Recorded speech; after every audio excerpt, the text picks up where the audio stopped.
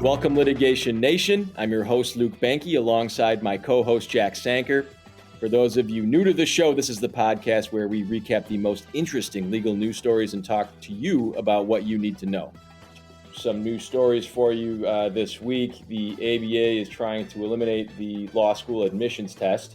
Jack, what do you got? Top-ranking state legislators convicted of a massive money laundering and corruption scene, highlighting the downsides of the so-called dark money political contributions, and a story about the merger of JetBlue and Spirit Airlines, what the merger means, and why the United States Department of Justice is seeking to block it. All that and more coming your way. Here's what you need to know.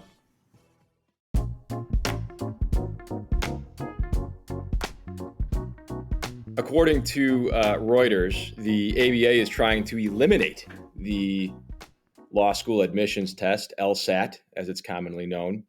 The section of the American Bar Association that oversees law schools recently revived its push to let schools go test optional.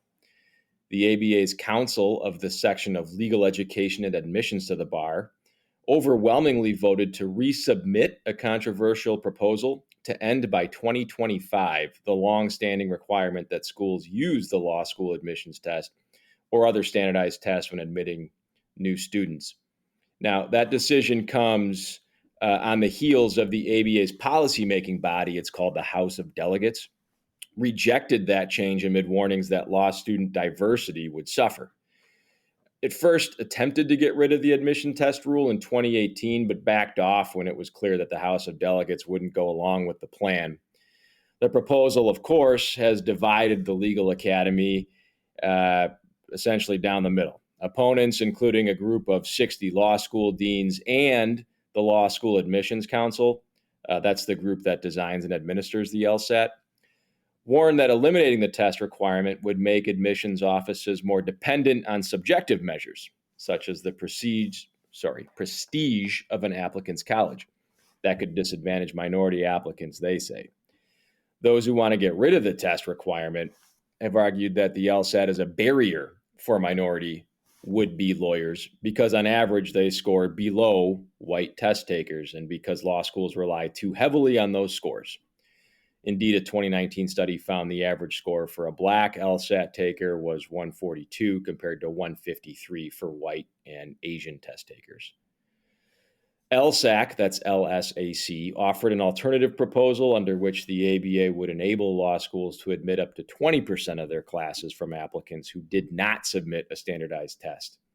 In rejecting that proposal, the figure was called arbitrary and said it wouldn't break the regulatory monopoly that admissions test makers enjoy in legal education. So, Jack, I know you had to take the LSAT before going to law school. I had to take it. I remember that was not a pleasant experience. What's your take on getting rid of standardized testing in general before entry into law school? Oh, man. I mean, complicated topic. I don't necessarily love standardized tests in a lot of areas. It's multiple questions you can ask and answer here. Whether the LSAT itself should be replaced with something, which I think maybe I'm open to that. But the idea of eliminating standardized testing for admissions in general, I think I'm probably don't like the negative externalities of that. I understand that, law school LSAT performance probably doesn't correlate well to law school performance. I think it does correlate well to first year law school performance in terms of GPA, at least from what I remember reading about it. And it doesn't really matter much after that. And it certainly probably doesn't correlate strongly at all to bar passage rates or, how good of an attorney someone is, which is really what we're trying to do here is train good lawyers.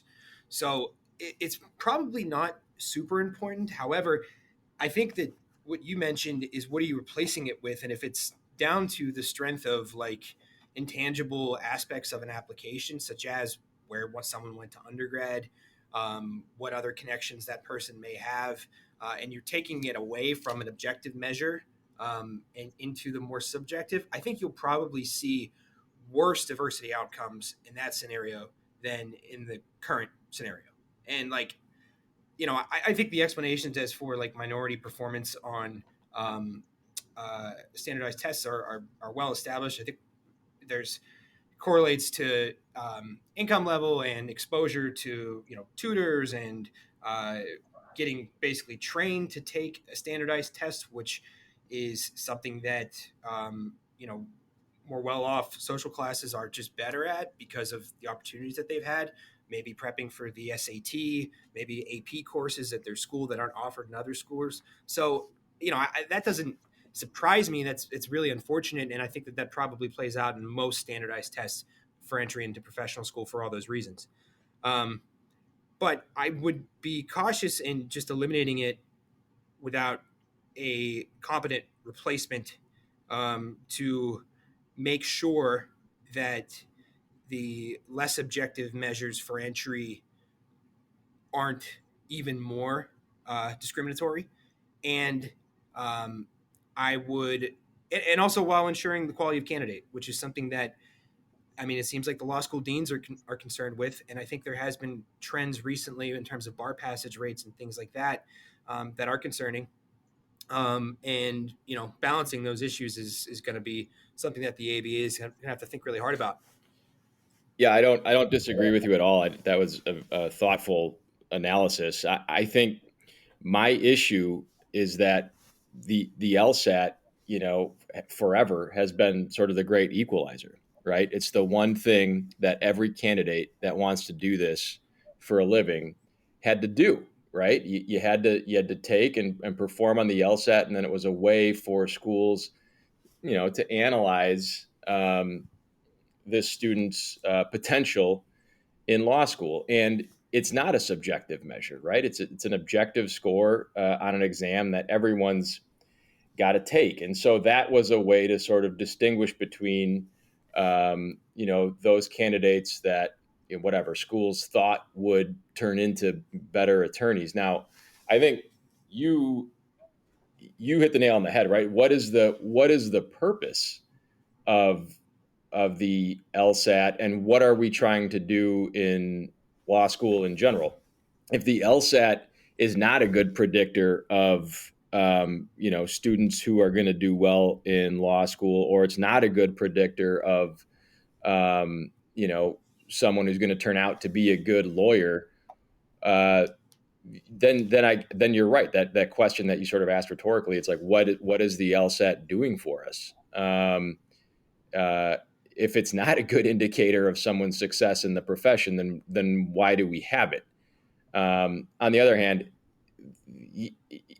I would hate to be in the admissions office sort of looking at all of these kind of different subjective factors and not having, at least one or two kind of objective things that you can compare applicants on. Otherwise, it's like, you're going off of, this student had a 3.4 at, Wisconsin, and another one had a 3.6 at, Bradley in Illinois. It's like, well, how do you sort of compare those two applicants?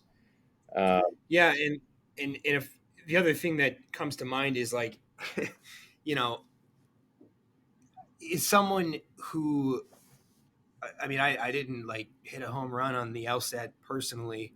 But we all have, especially in I would say our age bracket, and maybe a little bit older, the folks that came out of law school right after the financial crisis, 2008, 2009, came out of school with loads of student debt and then couldn't get a job or got a really low paying job. The LSAT is a gatekeeping mechanism to folks loading up with debt, frankly. And if I couldn't, and I'm not saying the LSAT is a great measure for measuring this, but the argument for doing a standardized test or something up front before law school, one of the arguments has got to be keeping people that aren't going to do well in law school from taking out $200,000 worth of student loans. And, if I'm one of those people, and there's nothing wrong with that, by the way, but if I'm one of those people, I certainly want to know sooner rather than later. And the LSAT does serve that function. It really does. So Um, I mean, I don't design standardized tests. All for getting rid of it and replacing it with something different. I'm sure the logic game section and all that stuff is like, you learn it long enough to take the test and then you'd never think about it again. But and eliminating those things entirely, I think the negative externalities of that may outweigh the laudable and important goals of diversity and inclusion and everything else, but you're going to end up harming a lot of those people too. So something you need to counterbalance. Yeah, that's a great point. I think I'm looking at this as, okay, well, how are these admissions departments going to distinguish between candidates without, some sort of objective measure? Your point is something I hadn't even thought of, where it's like, okay, this is also good for those taking the test. Like, yeah, it sucks studying for the LSAT, and taking it can be nerve wracking, but you're right. It is an indicator, right? If you come back and it's like, boy, I just don't get this, or I can't perform well on this, or I can't get a good score, like, then you're right. Maybe you should reconsider, kind of what you're doing, right? Yeah, go to business school or whatever. Like, and that's not like it's easier or anything else. People's brains are wired differently. And I think given enough time and effort, anyone can take the LSAT and do fine. Frankly, it's not. It's just a unique set of things that people have to have the time and effort and circumstances around them lined up in such a way that they can perform well enough on this frankly arbitrary set of standards that aren't particularly indicative of practicing in the legal world. So I mean, but we got to have something, I think, is what we kind of have settled on here. Yeah, I agree. I think it goes back to what is the objective? What are you trying to do by getting rid of the LSAT? It appears it's to create more diverse, more diverse student bodies. And if that's the case, I don't know, maybe there are better ways to do it. I'm not sure.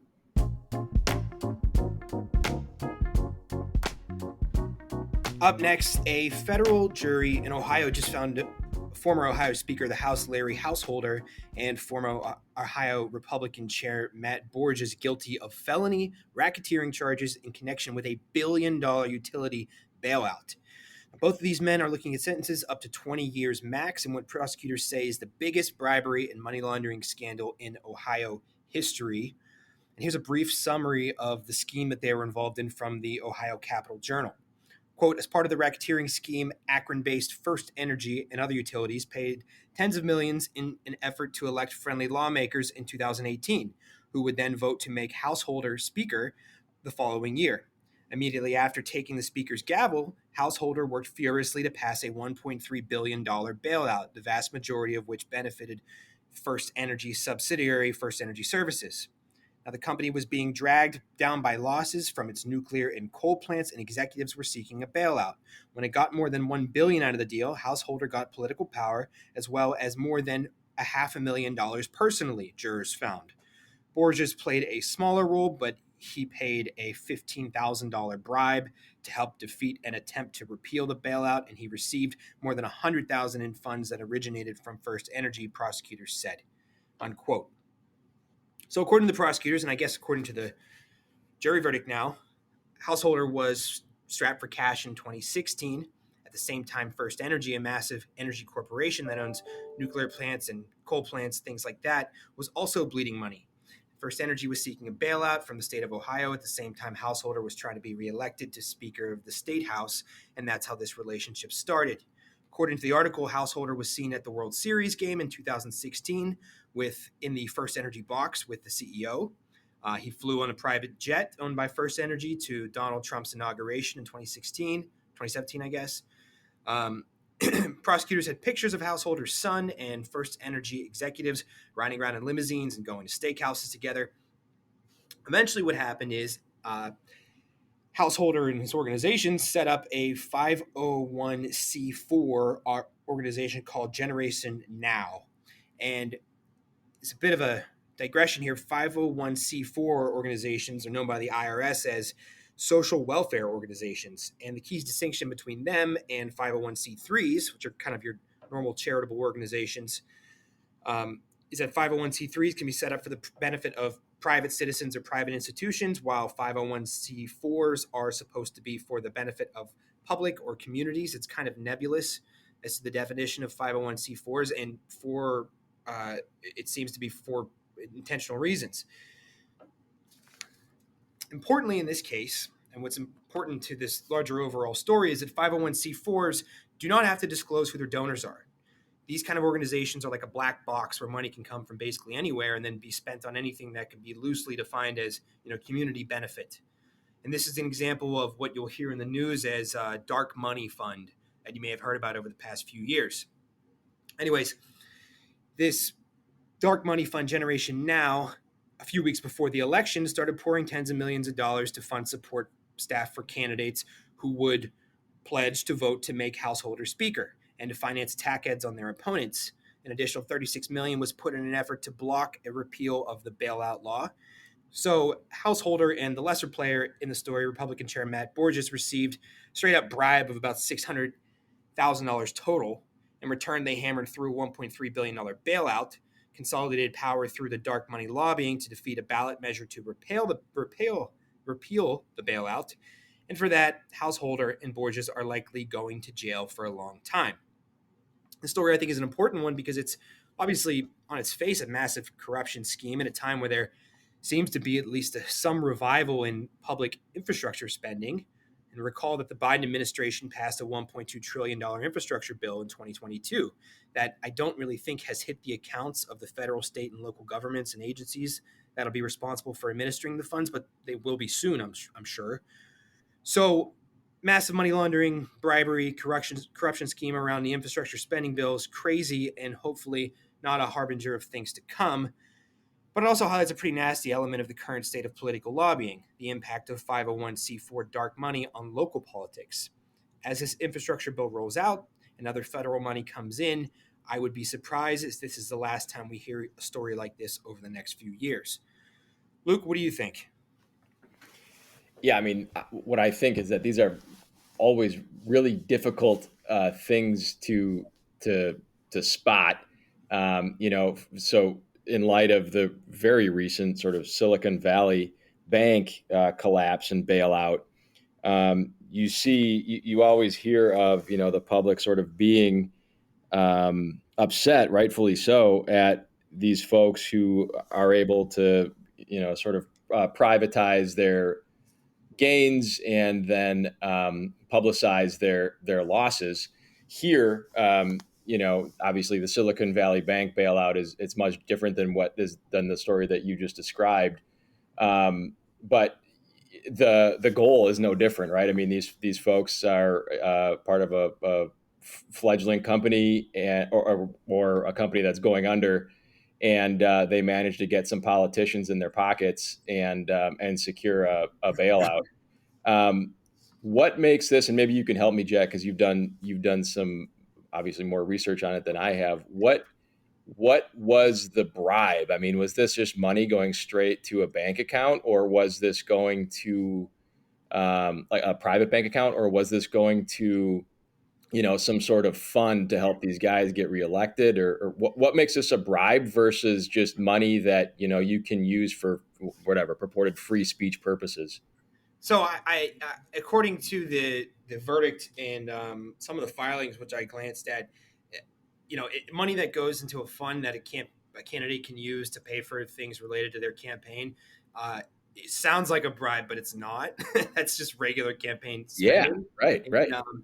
And so the fact that the jury returned a verdict which said it was a $500,000 bribe, I think means, straight up quid pro quo transfer of funds, from one account to another. Now, like a lot of this stuff, and people don't always connect the dots, is when you have political spending on candidates, that money is limited to being used for the campaign itself. But the campaign itself can mean like private jet trips to go give speaking engagements, your hotel while you're there, all the meals that you expense as part of that. So like it ends up being funding your private lifestyle quite a bit. And that's been the complaint on this stuff is it's not just money that gets spent printing pamphlets of stuff in people's mailboxes, which is like I think the old timey understanding of how campaign contributions work, it's being used to fund these people's lifestyles. So this seems like a straight up bribery case on top of the normal levels of corruption that are probably legal but still smell kind of dirty. And I mean, it's $1.3 billion of Ohio taxpayer money, and those numbers get thrown around a lot at the federal level, but at the state level, that's a lot. That's a big part of what I imagine Ohio's operating budget is. And so, it's a huge scandal. And with the amount of money that's coming in from the federal government over the next couple of years on infrastructure spending, which I think is a good idea, but like, it didn't even seem that hard to get to do this. It seemed like pretty easy to get this bailout through and to get these. Nothing was illegal up until that bribe happened, frankly. So you're going to see a lot of that. I expect over the next couple of years as everyone's lobbying for that juicy infrastructure money, and we'll see what happens. I think that's my point, is that it is so easy to, that's why it's so hard to catch, is because it's so sort of easy to do. And I think the distinction I'm hearing you make is like, you can fly somebody on a private jet, but you can't buy him a private jet. There's a difference there. Right. And so the next question for me then is, how does Ohio claw back these losses? I mean, is this company going to go bankrupt since they, are they at fault here, or what happens, or is that money just gone? Great question. I don't know if the Ohio Attorney General is going after the energy company. I mean, I don't know if they can or not. It seems like they tried to repeal the bailout, and that was defeated. So, I mean, by law, the bailout probably already happened. This was 2018. That money is probably gone, frankly. Exactly. Presumably, they secured it legally, right? I mean, it passed the Ohio's state legislature, right? And and the money got there. It's that these guys just got enriched on the way, and so there's going to be criminal charges for them. But looks like the company might walk away pretty happy, huh? Yeah. Well, I hope that the coal plants and power plants and all that stuff are at least up and running and providing some electricity for the money. I don't know. We'll see. Yeah, me too.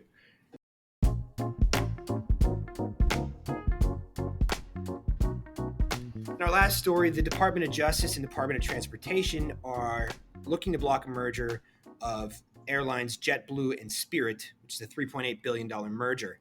This is from an article in The Conversation written by Joe Mazer, who's an assistant professor of economics at Purdue, who, according to his bio, specializes in the study of competition models with application to the U.S. airline industry, so he's got an interesting perspective.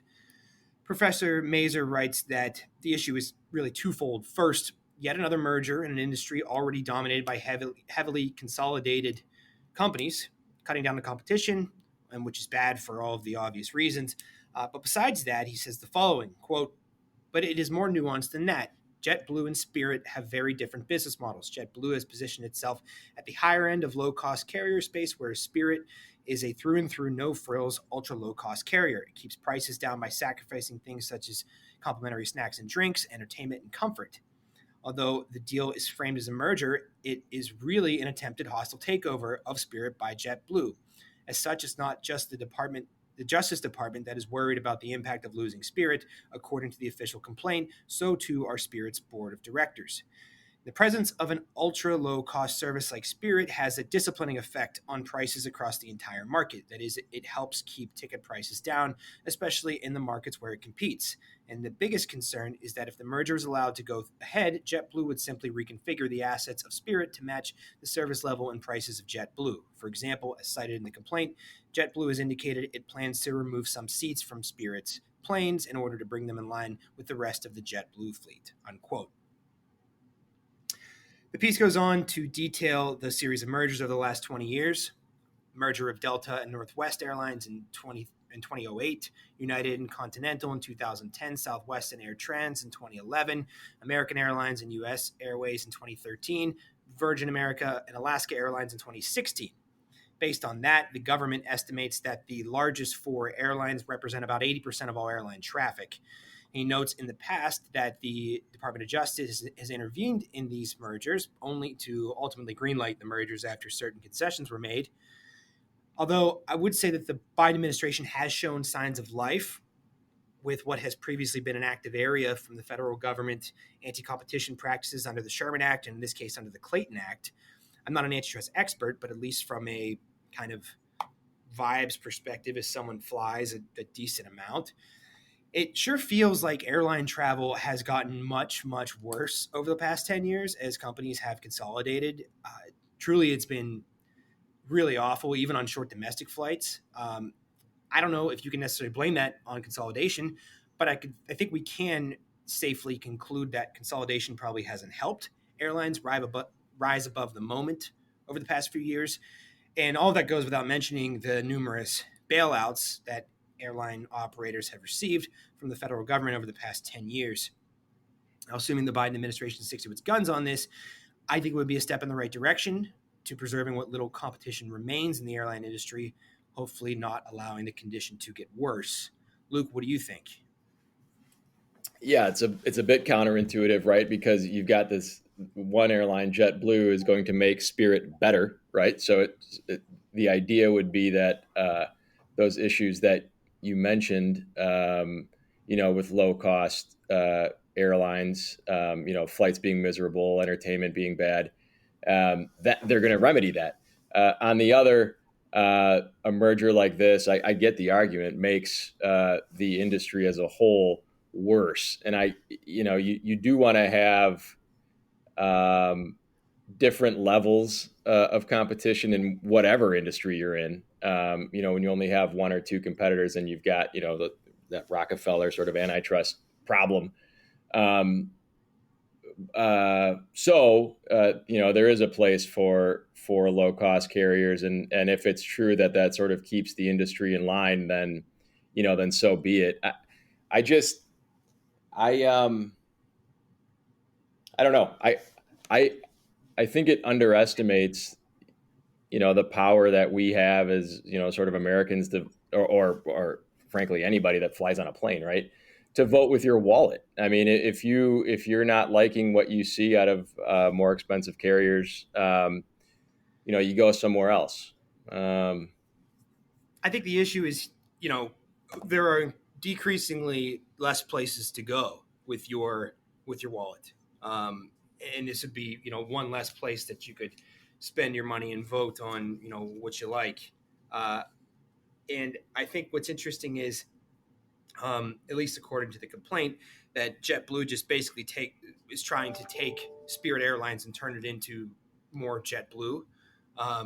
And like we talked about before we started recording, we both flown budget airlines, and it's like it's not fun. It sucks. But there's a time and a place for it. I mean, when I was in college, that's how I could get around. And if you can deal with the with what flying on one of these budget airlines entails, then that option ideally should be there for you, versus kind of being placed into a market that only caters towards higher end service and all these other bells and whistles. But isn't that what we're complaining about? I mean, that's like we've got kind of cruddy flights and service has been bad over the last decade. Like, isn't JetBlue fixing that? Are they saving us from that problem? I would say at least with Spirit, you get what you pay for. And on the other ones, like you pay for a service and then they delay your flight and screw you over 50 other ways and you don't get the savings. That's just a personal opinion, but I see some value in that. Well, one thing I know for sure, Spirit's not going to be sponsoring this show anytime soon. Look, I'm a fan. I'm a fan. And I'm the one who's trying to I'm in favor of keeping them independent. So if the board of directors wants to call me, more than happy to sub in on that You'll case. pick up the phone. All right. Yeah. But I just think more of the general trend that you are seeing more antitrust litigation, more Sherman Act stuff out of the Biden administration. We've talked about on this show issues with supply chain management, the ways in which market consolidation has affected things like inflation, of course, supply side economics, and all of that. And yeah, I mean, to have basically a robust competitive field of like 20 plus airlines reduced to like 5 over the course of 20 years. At the same time, that period coincides with, I think what we all agree with is a decrease in service. Those two things have got to be related. I maybe some economists can point out and tell me I'm wrong, but I think that they probably are related. And so doing the bare minimum here to preserve a little bit of competition, especially on the low end of pricing, is probably the right move for the Department of Justice, in my opinion.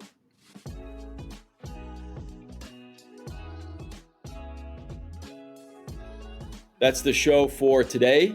You can find us, as always, wherever you get your podcasts. And if you have any thoughts on any of these stories, let us know what you think. Until next time.